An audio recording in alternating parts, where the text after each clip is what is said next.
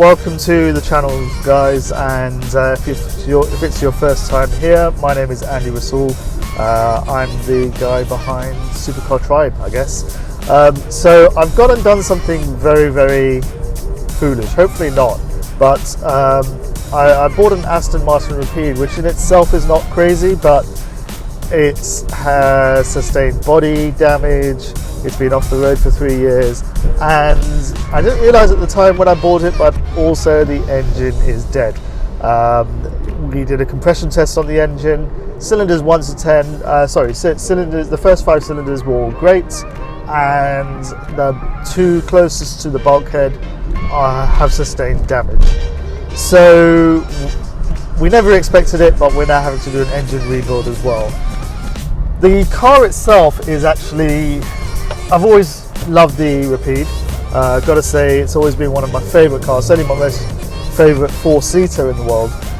But you know, it's one that I'm refusing to let die. So we've just dropped the engine just before the weekend, and today we are going to actually pull the engine down, hopefully get the engine open and have a look inside so we can see how much damage has been sustained and what needs to be replaced, and also have a closer look at some of the bodywork. May well have the interior stripped out today as well, and yeah, then we'll be able to see the sort of the body damage a little bit more, and what needs to be done, what needs to be ordered, if anything. You know, we've got some options there, so I'll cover that later in the video. Alright, back with the car guys, and as you can see, the engine is out, so it has been completely disconnected. So if you don't know, I didn't know this beforehand, but all the mechanicals come out as one unit, so you can drop it from the bottom of the car. You've got the engine, you've got the drivetrain, and then over the drivetrain comes up to here. This is your gearbox, ZF gearbox, and then this is the differential.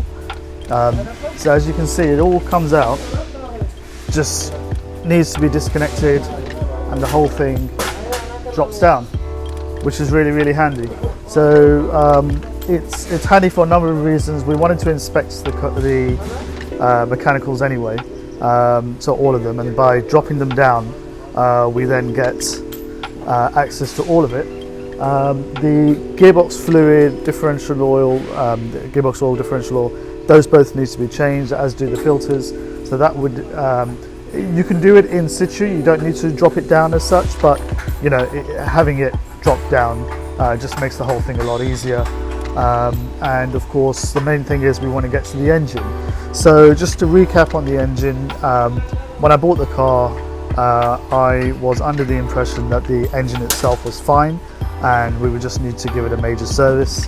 When we tried to start it here in the workshop, because it had been standing for 3 years, so I didn't want to turn it over at the house. So when we bought it here, we tried to start it over here. It started, ran very rough, and then died. So we then did a compression test. The first 5 forward cylinders were all fine on both sides. Cylinder 12 and cylinder 6, which is on the other side, both of those were giving 0 compression. So what that basically means, 0 compression, will probably mean the piston is stuck, it's probably jammed inside, maybe even the head has snapped off the rod, and we've probably got a lot of the piston metal broken up in small pieces at the bottom of the engine. Now that sounds pretty bad, but there's a couple of things really. So what we're currently looking to do is strip the engine down, open it all up, and we're hoping by the end of today to have that open so we can see, at least from the bottom of the engine, what the damage is, and you know, once we can see that, then we know what we're dealing with here, whether it's actually worth salvaging this engine. To go for another engine is probably not a good idea, just simply because it's too expensive. But the plan is that we'll be opening up this engine and we will then be able to work out what the damage is and what parts we need. Hopefully not a crankshaft. That is nightmare situation if it does happen like that. But that is where we want to be by the end of today. I'll give you an update in a moment. I just wanted to also explain sort of how this was dropped, just in case you ever need to drop your engine. So it's the same engine on a DB9 Rapide, I think DBS, or they're probably very similar anyway in the way that they would come out. So obviously above the engine, everything was disconnected, all the fuel rails, all of that sort of stuff, any electrical connections, all of those things were disconnected. The air intakes were taken off. You can see that we've got it all covered over here to stop anything from going in. But the air intakes were taken off to get access to a lot of this stuff. And then from the bottom, we've got the front subframe, which is all bolted in. You can just about see the bolt holes over there and over there. That's the main frame for the car. So that frame that has actually stayed inside. We disconnected the radiators, and essentially then we were able to drop it. And then from the back, everything was connected up to the rear subframe. You can see that the rear subframe itself is broken, unfortunately. But I do have another, so that should be fine. So everything was disconnected from there. The frame would normally come underneath the differential and the gearbox over here.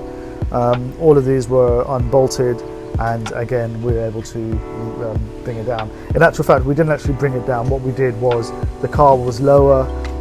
We had these frames that you see the mechanicals on. We had these underneath, and then the car was raised up. So it was actually done the other way around. But you don't necessarily need huge frames like this. You could do it much closer to the ground on axle stands. It just makes it much more difficult because you're then dealing with less space.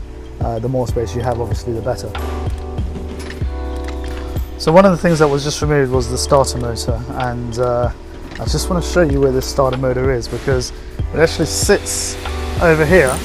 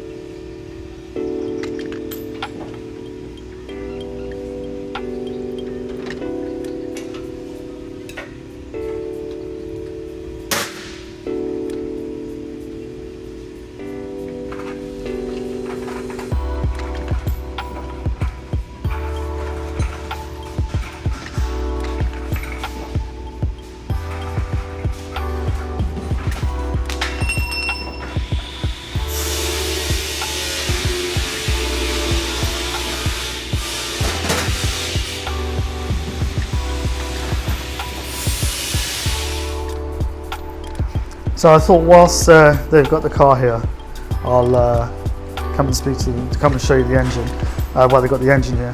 So these straps, I was really worried about these straps, but they assure me that they use these all the time. They're taking out truck engines with these straps as well. So it's probably a bit unorthodox, but it's how they do it over here apparently.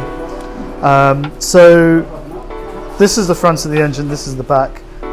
These are the two cylinders that we're expecting issues with. So cylinder, I think it's 6 and 12, I think that's the order. And yeah, I mean, it's very dusty, as you can see. Yeah, there's one of the guys saying hello. It's very dusty, as you can see, but that's kind of expected over here. It's a dusty country, so you know, it doesn't bother me so much. It might bother other people, but not so much for me. So just to sort of talk around the engine, I mean, that's the air intakes over there. So anyhow, the plan is that they're going to, I guess if they've got an engine stand, that would be good. Because basically what we want to do is take off the bottom half of the engine so that we can actually see the pistons and the crankshaft inside. And then once we're able to see that, then we will be able to assess the damage. I'm not expecting too much damage on the top of the engine, but the main damage itself will probably be on the bottom of the engine. So that is what we're going to do now.